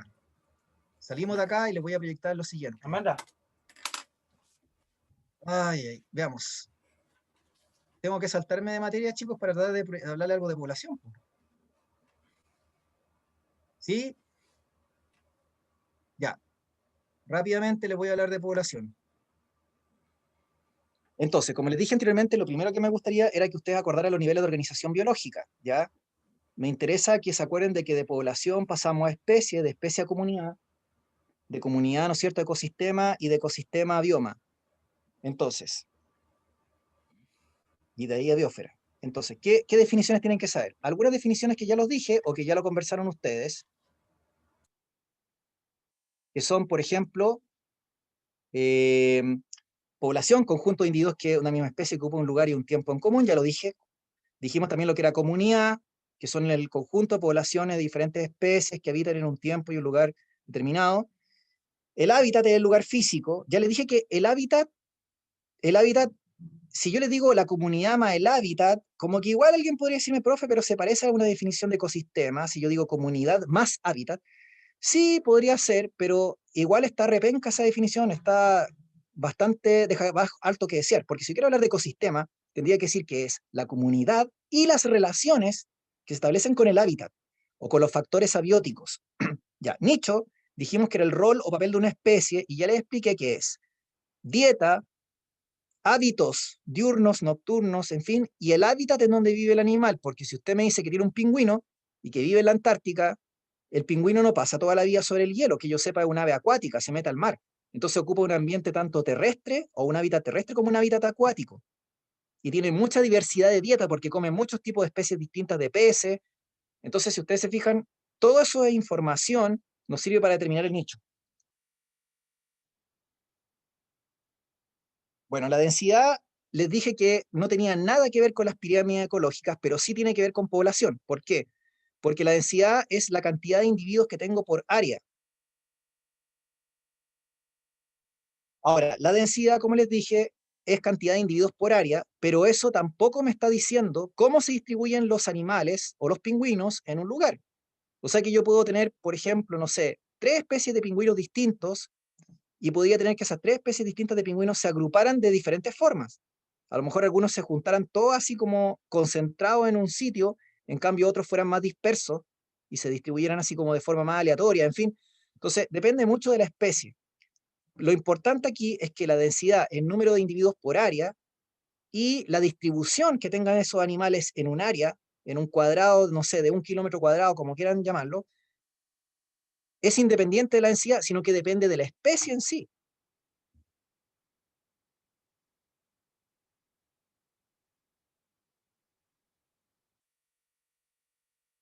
Ya, acá está la pregunta de una compañera que decía que si preguntaban población y la respuesta es sí. Entonces, con esto voy a ir cerrando. Ya tienen que saber las propiedades poblacionales. Por ejemplo, la densidad de una propiedad. Se supone que si yo tengo una población que es muy grande, por ejemplo, y que está, ¿no es cierto?, a lo mejor en un lugar relativamente estrecho, yo podría suponer que va a tener alta densidad poblacional. La tasa de natalidad y la tasa de mortalidad van a ser los factores, ¿no es cierto?, que van a incidir en el crecimiento o decrecimiento de la población. Por ejemplo, si nacen muchos más de los que mueren, yo podría asumir que la población debería crecer. Otro factor que incide en el crecimiento de una población, aparte de la natalidad, es la inmigración, o sea, la gente o los animales o las especies que vienen, poblaciones que vienen de otros lugares a un lugar en particular. Entonces, si yo tengo una población, por ejemplo, la de Santiago, y me pregunto cómo es su crecimiento poblacional o debido a qué crece, yo podría pensar en que la natalidad más la inmigración son los factores que están haciendo crecer la población humana en la capital. Ahora, si yo tuviera, no sé, un país en guerra y me doy cuenta que tengo una ciudad, no sé, una ciudad en Siria, no sé, o en África, donde hay guerra y hambruna, qué sé yo, y me doy cuenta que hay una alta tasa de mortalidad, incluso mayor que la natalidad, y además hay emigración masiva, o sea, la gente se va de esa ciudad, entonces quiere decir que, claro, la población va disminuyendo.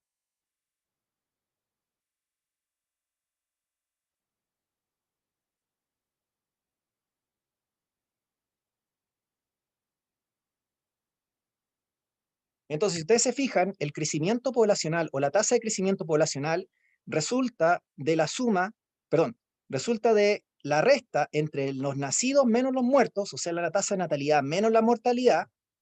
Vuelvo a repetir, el crecimiento de una población va a ser los que nacen menos los que mueren, que es lógico, pero a eso usted le va a tener que sumar el componente del flujo migratorio, es decir, sumarle, ¿no es cierto?, la inmigración menos la inmigración, o sea, el componente migratorio. Entonces, vuelvo a repetir, la natalidad menos la mortalidad, que va a dar ahí un valor, ¿no es cierto?, que puede ser positivo o negativo, a eso le vamos a sumar el componente migratorio, y el componente migratorio es la inmigración, o los que llegan menos los que se van. Y ahí tienen el crecimiento o la tasa de crecimiento de una población.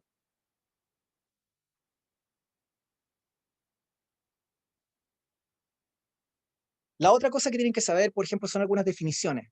¿Ya? Por ejemplo, potencial biótico, resistencia ambiental y capacidad de carga. Estas son definiciones que tienen que lamentablemente saber, ojalá como, no sé si de memoria, pero saberlas por último. Cuando yo digo potencial biótico, me estoy refiriendo a la máxima capacidad de una población para aumentar cuando tengan un máximo nivel de reproducción. O sea, yo estoy suponiendo que tengo una población que pertenece a individuos de una misma especie en particular, ya sean seres humanos o conejos o lobos salvajes, lo que ustedes quieran, que viven en un área, porque la población está en un área y en un tiempo, ¿de acuerdo? Entonces yo quiero saber qué pasa si tuvieran todos los recursos disponibles, no sé, la mejor de las épocas, qué pasaría si ellos pudieran tener todos los hijos que quisieran y todos los hijos sobrevivieran. Entonces eso se le llama potencial biótico, ¿se entiende?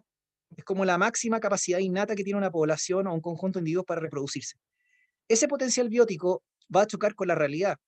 ¿Por qué? Porque el ambiente está lleno de enfermedades, depredadores, competencia con otros seres vivos. Entonces, obviamente que el potencial biótico nunca va a poder ser como pudiera haber sido. Entonces, la resistencia ambiental, que van a ser todos los factores que van a jugar en contra, como les dije, los parásitos, las enfermedades, la depredación, la época de sequía o de falta de alimento, la competencia con otros animales o entre ellos mismos, va a hacer que baje el crecimiento poblacional y por ende el potencial biótico.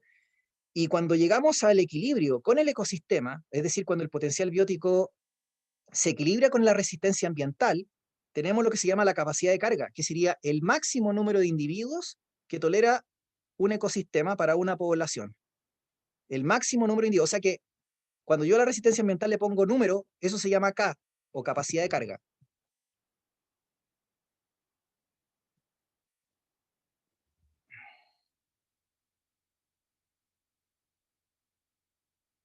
Exactamente.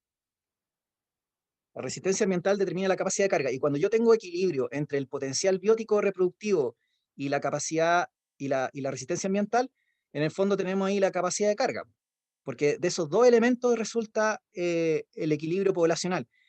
Entonces, acá yo tengo dos poblaciones que son las típicas que les pueden preguntar en la prueba, pero sobre todo la de la derecha, la que dice curva S. Porque si ustedes se fijan, ahí sale específicamente el término capacidad de carga.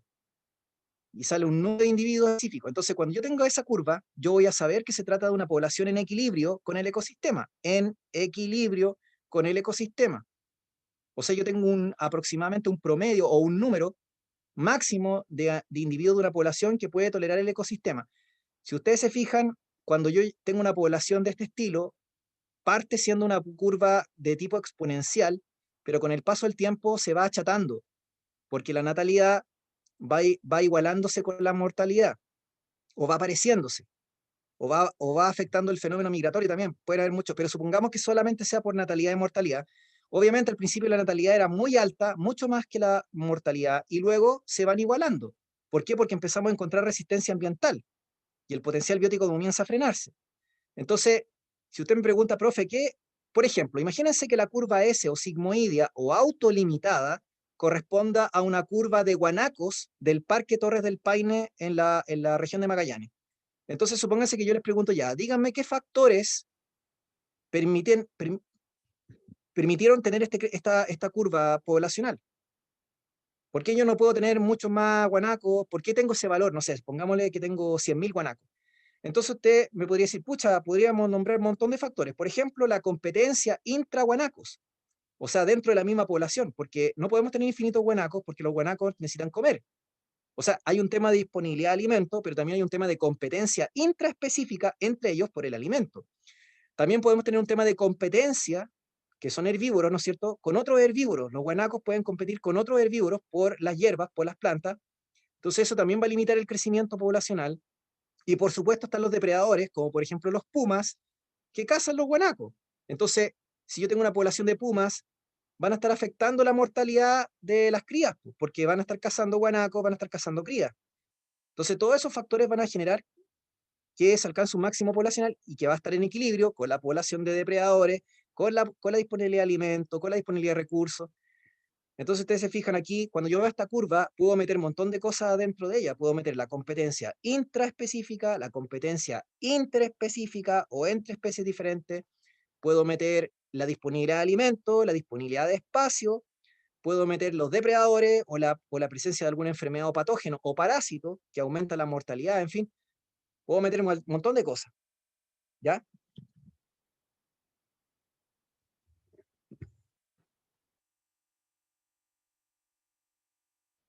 Entonces, ¿qué podría decir así como para ir cerrando ya? Acordarse que, las dos curvas que yo les mostré, la J o ilimitada y la S o autolimitada, se supone que tienen asignadas distintos tipos de estrategias reproductivas. Por ejemplo, si yo les digo a ustedes estrategia R, usted me dice, ¿qué significa eso? Eso significa una estrategia de vida o reproductiva de la población. Significa tener muchas crías en poca unidad de tiempo o en poco tiempo. Y cuando digo muchas crías, estoy hablando de miles o millones de crías. Entonces, eso es más bien propio de bacterias, de invertebrados, de algunos insectos, en fin. Entonces, ese tipo de estrategia es propia de las poblaciones que crecen de manera exponencial o de tipo J. Esas poblaciones no crecen al infinito. Las poblaciones tienen ese comportamiento, pero en algún momento, cuando se topan con la resistencia ambiental, caen al mínimo. No para que se extingan, sino que caen al mínimo porque son, por ejemplo, comportamientos estacionales. Son comportamientos estacionales de las poblaciones tipo J. ¿Ya? El mejor ejemplo de una población tipo J con estrategia R es el desierto florido. Cuando llueve en el norte, brotan millones de hectáreas de flores de alguna especie en particular, o supongamos que sea una especie de planta en particular, aumentan explosivamente y duran como un par de semanas hasta que finalmente deja de llover y se mueren todos. Entonces eso es como por periodos. ¿Entiendes? En cambio, la tipo S o sigmoide autilimitada es una población estable en el tiempo, o sea que persiste así, se supone que se mantiene. Y su estrategia es K porque tiene pocas crías por camada, hay harto cuidado parental, se demora en el desarrollo madurativo, es más bien propio de grandes mamíferos o de grandes vertebrados, por ejemplo. Entonces, estrategia K, asóciala con pocas crías, con cuidado parental, asóciala con mamíferos y con curvas tipo S.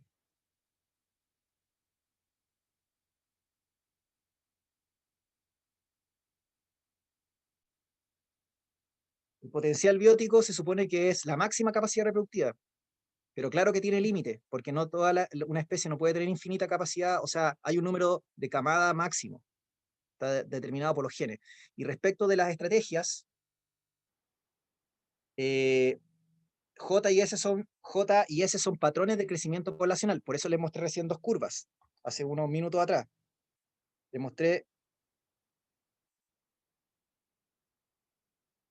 mostré esta curva J y S, porque son los dos tipos de crecimiento poblacional. Usted me dice, profe, ¿existe otro? No, estos son los únicos dos que tiene que saber.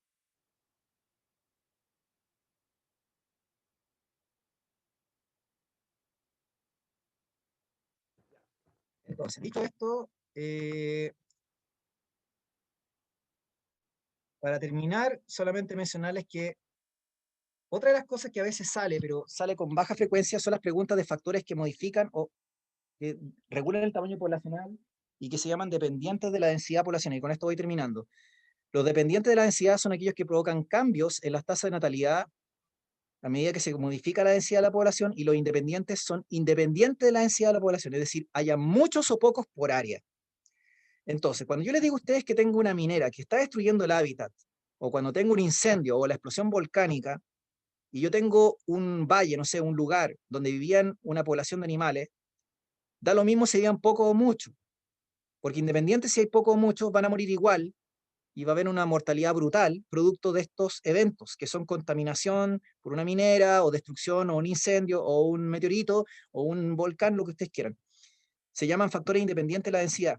En cambio, si yo tengo una población de animales que viven en un valle, no sé, conejos, no sé, si yo tengo muchos conejos, efectivamente, a mayor densidad, aumenta la posibilidad de propagar enfermedades entre ellos, o aumenta la competencia entre ellos por comida, por una cueva donde vivir y también por las hembras, no sé.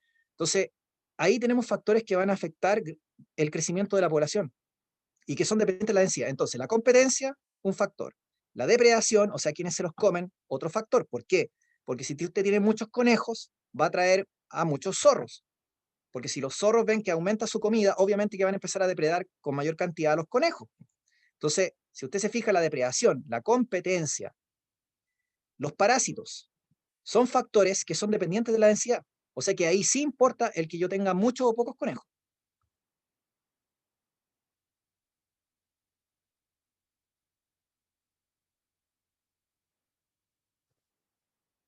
La R se asocia con la K y la J, la curva tipo J, se asocia con la estrategia R.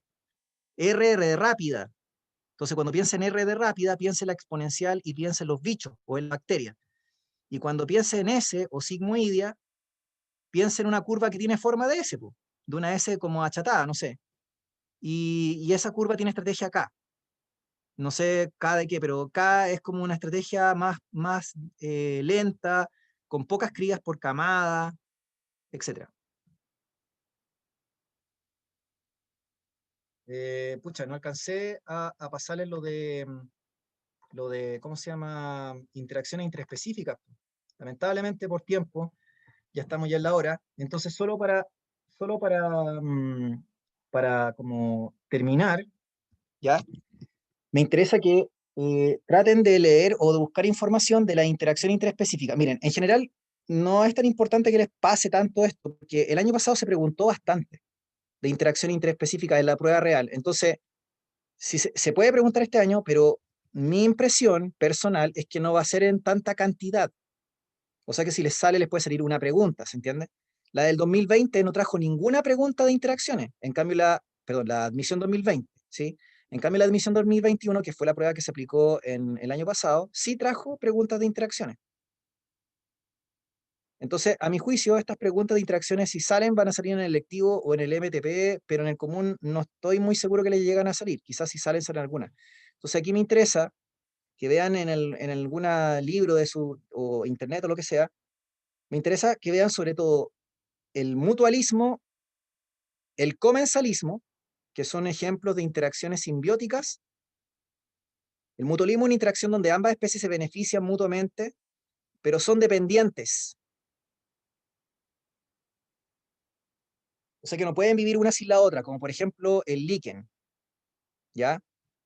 El mutualismo, insisto, como ejemplo, una interacción intraespecie, o sea, interacciones entre especies diferentes, entre individuos de especies diferentes, pero que resulta beneficioso para ellos esa interacción.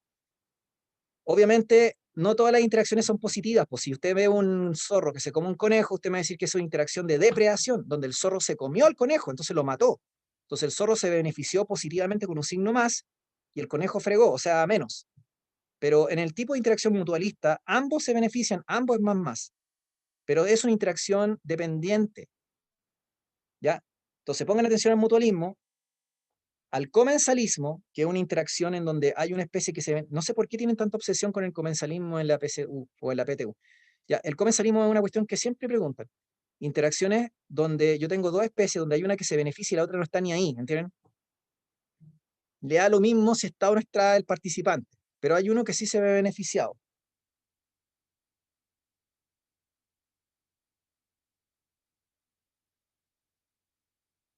Sí, pues en los ensayos, claro que han salido interacciones interespecíficas. Yo estoy diciendo que las interacciones interespecíficas, el año pasado la prueba real se preguntó bastante, y en el modelo PTU salen preguntas de interacción interespecífica. Por lo mismo motivo, este año, claro que les pueden preguntar, pero yo estoy diciendo que en común hay menos probabilidad que les pregunten 2 o 3 preguntas de interacción interespecífica, porque el año pasado ya lo hicieron. y no van a replicar una prueba o no van a seguir con la misma cantidad de preguntas por eje o por subtema respecto al año pasado, porque asumen que hay muchas personas que lo dan por segunda vez, ¿entienden? Entonces, por eso van haciendo esas variaciones.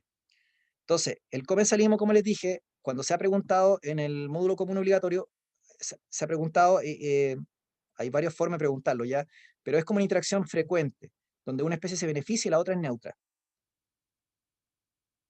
Profe, que igual La no otra sé si se interacción podrá asegurar tanto eso porque piensa que no solamente hacen más de un modelo para las pruebas, sino que en este caso tienen que hacer una prueba para las que lo dan el 3 y o sea, el 4 y el 5, para las que lo dan en el siguiente periodo, y hay una prueba que está hecha extra para la claro, gente que tenga COVID ese día. exactamente. Eso yo estoy hablando como de lo que era comúnmente, pero efectivamente, como usted dice, lo más probable es que tengan varios formatos. Pero de todas formas, aunque ya existan varios formatos distintos, de todas maneras, por eso les dije que revisaran las últimas tres, porque en la de admisión 2019 y admisión 2021 PTU están cargadas al porcino con la interacción interespecífica. Entonces alguien podría decir, ah, ya van a preguntar interacción interespecífica. Y claro, te puede tocar un formato donde te pregunten ni una sola miserable pregunta de interacción interespecífica. Entonces lo que yo estoy suponiendo es que si llega a salir, va a salir alguna pregunta, quizás una pregunta, pero no dos, tres o cuatro. Si ustedes se fijan, la admisión 2019 prácticamente puso 3 o 4 preguntas de interacciones. Y las interacciones que preguntaron, vuelvo a repetir, fueron las que siempre salen son comensalismo, mutualismo, competencia y depredación. Esas son las interacciones que tendrían que sí o sí saber. Sí o sí, ¿entienden? Porque esas preguntas o esas interacciones siempre salen. Entonces, no tenemos tiempo para revisar. Revisen la admisión 2019, que hay como 4 o 5 preguntas en el módulo común de interacciones, y la admisión 2021, que tiene como 2 o 3 preguntas de interacciones. En cambio, la del 2020 no trae ni una sola miserable pregunta. Entonces, de ahí más o menos como que uno puede decir, ya, si me preguntan, bueno, al menos saber estas 4 interacciones. Así que claro, no estoy diciendo que no las estudien, pero al menos estudien estas 4 interacciones.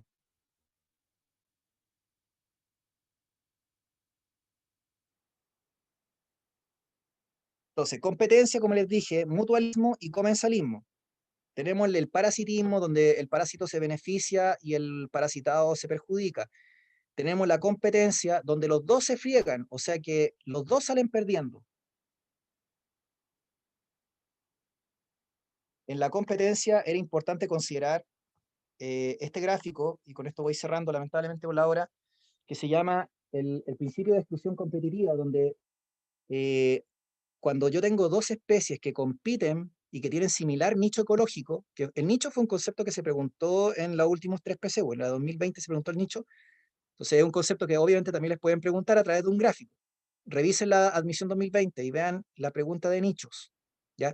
Entonces cuando comparten el nicho, la competencia es mayor, si es que son comunes como a los animales que comen y todo lo demás. Entonces cuando ellos están por separado, no se estorban, pero si ustedes los juntan, se estorban y se perjudican mutuamente de tal forma que hay una que sale, entre comillas, ganando, pero igual perdió potencial biótico.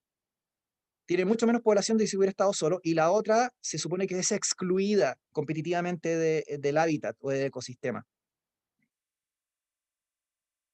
Y por último está la depredación, que ya esa es una interacción clásica que también ha salido, donde sale un gráfico depredador-presa, que lo van a ver ustedes. Gráfico depredador-presa, lo buscan en la última, en la admisión 2019 o admisión 2021, donde tienen como dos olas que están superpuestas o solapadas, el de la presa y el del depredador, ¿de acuerdo? Y con esto ya termino.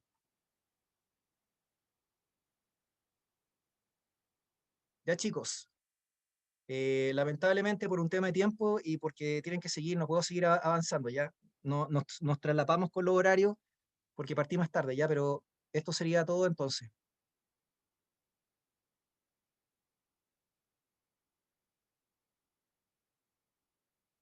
El gráfico depredador presa ya es lo último. Ya chicos, un gusto y cuídense.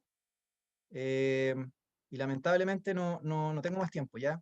Era harta materia, así que espero que por lo menos le haya servido. Revisen por favor los últimos 3 ensayos y claro, efectivamente hay más variantes que van a tener ustedes este año, sobre todo si a lo mejor alguno le suspende el proceso o como les digo, le dan los COVID o qué sé yo, hay muchas posibilidades, pero de todas formas revisando al menos los últimos 3 ensayos van a tener una cierta idea de lo que les puede salir. Efectivamente no podemos asegurar que nos van a preguntar a ciencia cierta, pero al menos uno puede tener una idea, ¿ya? Entonces de interacciones, insisto, me interesa sobre todo el mutualismo, el comensalismo, la competencia y la depredación, que son los clásicos, ¿ya? Profe, la persona que le dijo que le iba a tomar una foto pregunta si puede retroceder una más. No sé si será eso. La de la competencia, esta se llama el principio de exclusión competitivo. Esos son los 2 gráficos que mostré nomás de interacciones, porque los demás no tienen gráficos. Estos son los 2 interacciones que normalmente tienen gráficos. La competencia con estos gráficos y la depredación que les mostré anteriormente. En Ya, cuanto chicos, a lo tengo que dejar personas, hasta aquí. Ya vayan a descansar. Sí, dígame. una cosa, vamos a partir como a las 9:25, lo último que vamos a responder preguntas. La idea de hacer habilidad de pensamiento científico, pero yo creo que vamos a recordar un poco el método científico y tratar de aplicar algunas preguntas, porque hoy día por tiempo no hicimos casi ninguna de las preguntas que teníamos preparadas para hacer. Así que vamos a ver algunas, y si alguna, porque la clase de profe, gracias, estuvo buenísima, pero si hay alguien que todavía sienta que le cuesta mucho ecología o que le sienta que le falta estudiar más, porque usted mismo lo dijo, en mucha materia, mandé un drive donde hay 3 PPTs de ecología y también está el libro del gobierno y el libro del CPECH por si lo quieren revisar. La idea es que tampoco a última hora se te siguen con mucha materia, pero por si tienen algunas cosas que les han causado dudas, pues que las puedan leer. Ya no hay de qué, chicos. Gracias a ustedes. Ya, gracias, Elizabeth. Ya, sigan Sí, conectados, profe. chicos, y eso. Ya, yo me voy a desconectar, ya que